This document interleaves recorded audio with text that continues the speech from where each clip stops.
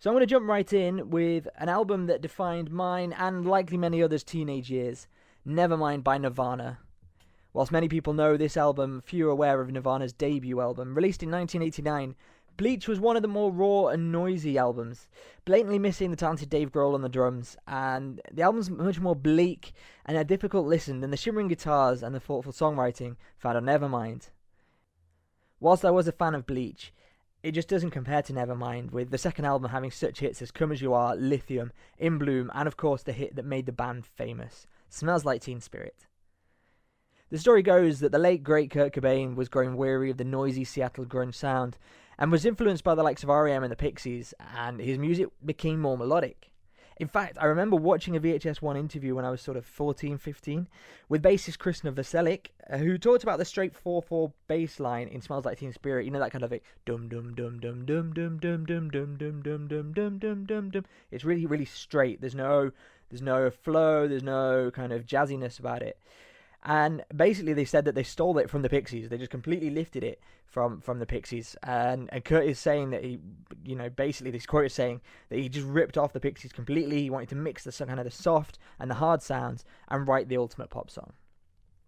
Speaking of the Pixies, one of my all-time favourite albums, Doolittle, by the Pixies, is in fact a difficult second album.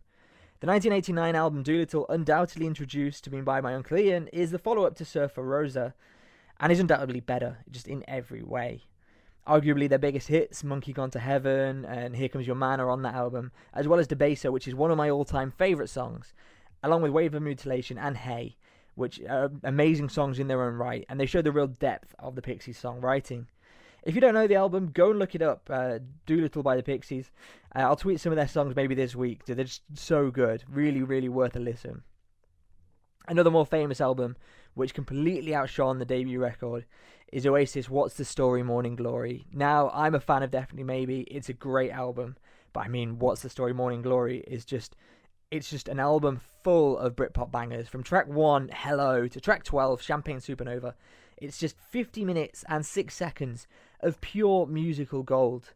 Go to any pub in Britain and I challenge you, start singing a track off this album and you can guarantee somebody will sing along. It's loved by young and old, men and women, and it doesn't seem to be disappearing anytime soon. That's not to say though that Oasis' debut album Definitely Maybe, which celebrated 25 years just this week on the 29th of August, is an amazing album in its own right, featuring Rock and Roll Star, Live Forever, Cigarettes and Alcohol, and the beautiful Half a World Away. Maybe I'm wrong, maybe it's not better, but it's certainly a hell of a follow-up album.